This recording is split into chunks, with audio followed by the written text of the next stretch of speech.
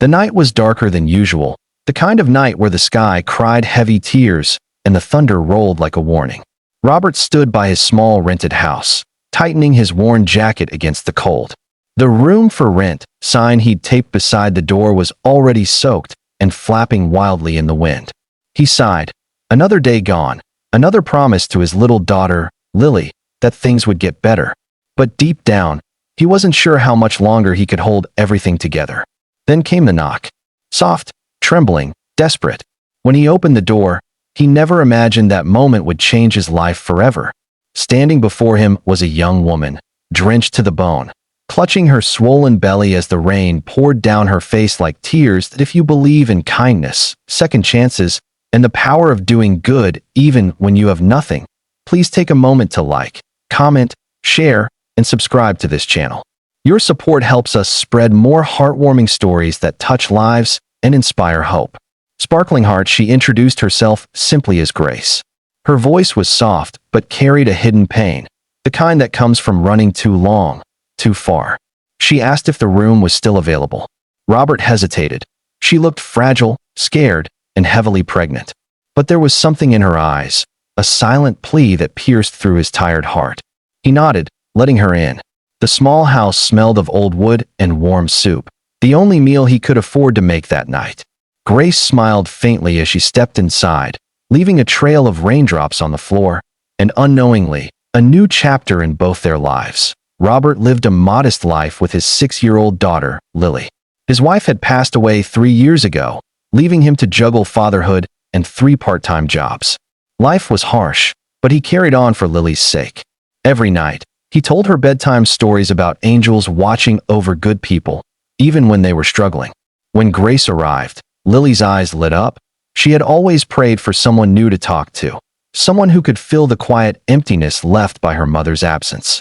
Grace, though exhausted, found herself smiling again for the first time in months. She helped Lily with her homework, cooked small meals when Robert was out late, and even sang lullabies that reminded Lily of her mom. Slowly, their house began to feel like a home again. What Robert didn't know was that Grace wasn't who she seemed. Behind her gentle smile hid a secret that could shatter everything. She was Grace Hamilton, the only daughter of Charles Hamilton, a billionaire tech tycoon known across the country. She had run away months ago after discovering that her father planned to take her unborn child from her, believing the baby's father, a humble mechanic, wasn't worthy of their name. When that man died in a tragic accident, Grace fled, refusing to raise her baby in a world of control and cold money. She wanted love, not luxury. She wanted peace, not power. And somehow, she had found both in Robert's little home. Days turned into weeks. Robert noticed how Grace avoided questions about her past, how she would flinch whenever a luxury car drove by. But he respected her silence. He knew what it was like to run from pain. What mattered to him was that she was safe, and that Lily adored her. Together, they formed an unlikely family.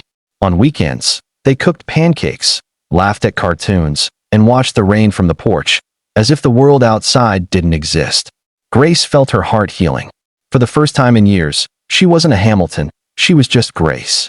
And that was enough, but peace never lasts forever.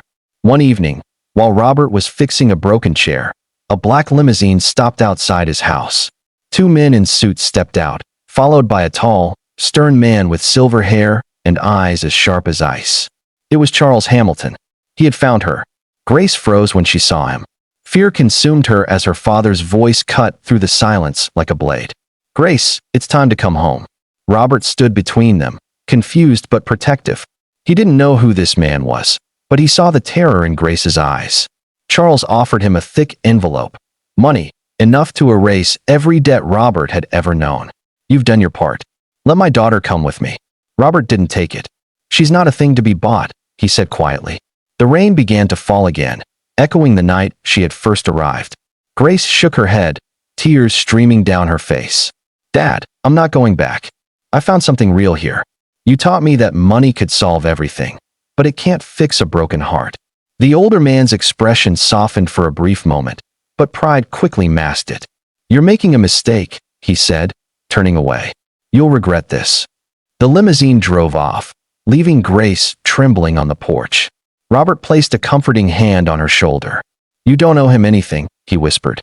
But deep inside, he knew this wasn't over. The following days were heavy. Grace knew her father wouldn't give up easily. Reporters began circling the area, sniffing out gossip about the missing heiress. Neighbors whispered. Robert worried for Lily's safety, but Grace refused to leave. "I'll handle this," she said, though her voice trembled with uncertainty. Then one morning, a letter arrived. It was from Charles. Inside was no threat, no demand, only a note that read, "If he truly loves you, he'll let you go. If you truly love him, you'll come back." That night, Grace sat by the window, watching Lily sleep. Robert sat beside her. She turned to him, eyes glistening. "You gave me something my world of money never could: peace, kindness, a family. But I can't let your life be destroyed because of me." Before he could reply, she placed her hand over his. "You've already done enough. You reminded me what love means." The next morning, she was gone. Weeks passed.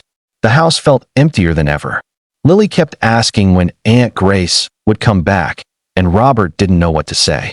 He threw himself into work, trying to fill the void. Then, one day, a small package arrived at their doorstep. Inside was a letter in Grace's handwriting and a photograph, her holding a newborn baby, smiling brighter than ever. The letter read, "Dear Robert, thank you for saving me when I was lost. You showed me that love isn't about what we have, but who we are. I went back to make peace with my father, not for the money, but for my child. I told him about you, the man who helped a stranger without expecting anything in return. You taught me that there are still good people in this world. I'll never forget you, or Lily. You'll always be my family." Tears filled Robert's eyes as he read the final lines. "If one day, life brings me back to your door, I hope it's not raining. I want to see you smile again." Months later, Robert was closing up his small repair shop when a familiar car pulled up. A young woman stepped out, holding a baby, her smile radiant. Grace had returned, not as the runaway heiress, but as someone who had found her true home. She looked at Robert, eyes soft and full of gratitude. "I told you I'd come back when it wasn't raining," she whispered. Robert didn't say a word. He simply took the baby in his arms, and for the first time in years, he felt whole again. Sometimes, the richest people aren't the ones with the most money. They're the ones with the biggest hearts. Broken heart, if this story touched your heart, please like, share, and subscribe to help us keep creating emotional stories that remind people of the beauty of kindness, family, and second chances. Sparkles, before you go, tell us in the comments. Would you have helped a stranger like Grace if she knocked on your door that stormy night?